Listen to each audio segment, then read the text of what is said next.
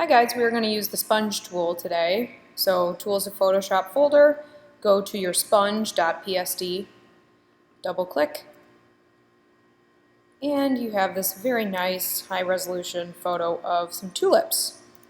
I love tulips.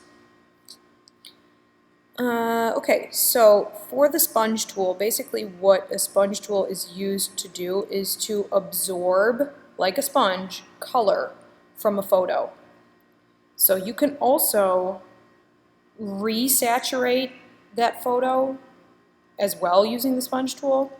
So we're going to focus on doing the desaturation first. So if you go over to your dodging and burning drop-down menu, you'll see the sponge tool and it looks like a sponge. Now what I want you to do is, so before you go ahead and sponge it, do Command J, because remember you're duplicating your layer. And then I want you to use the sponge tool and look up here, it's set to saturate, right? So you want to click desaturate because we want to absorb or suck up all the color out of the photo like a sponge. And then flow is 18%. I like to keep it low because I want to work slowly and progressively, which means you're building up your edits slowly over a period of time. You're not going hard right away and then having to Command Z your actions. So think about Photoshop as actually like a painting, where you're painting softly layers of effect or edits. Okay? So right here, if you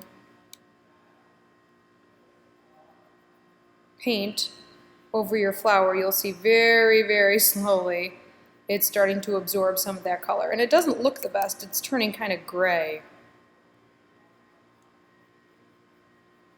So I'm going to actually increase my flow because it's not happening fast enough just for the video. If I was making it on my own, I would probably not turn it up and I would just go slowly and have patience and know that the best work happens over time, slowly. But just for the sake of the video, I'm going to turn up my flow to 42% here. So you can see I'm desaturating the flower and it's darkening the flower, but it's also taking the color out of the flower. And I'm going to decrease the size of my brush just to be the width of the stem, and then I'm going to click, shift, and then click down here. Click, shift, and then click down here. Click, shift, and then click down here. Okay? Doing it that way makes a straight line of desaturation. Now, you can, I think the directions say to desaturate all but one flower. So you can use the same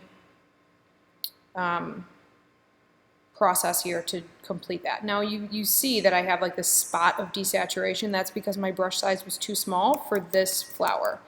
You want to make sure that your brush size is big enough that it's going to evenly distribute the changes over the whole flower. If you have a really small brush, it's going to look, you can see like the pressure points.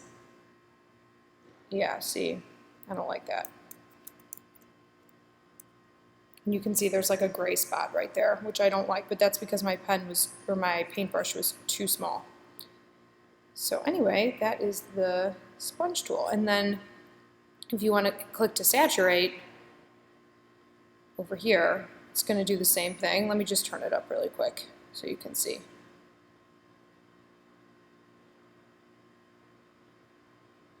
It's increasing the saturation of the flower. I'd say the effect is really not that visible, but yeah, there you go. So you can see there's the increase, there's the decrease, and one is lighter and one is darker for sure. So before, after, before, after. Okay, that's the sponge tool.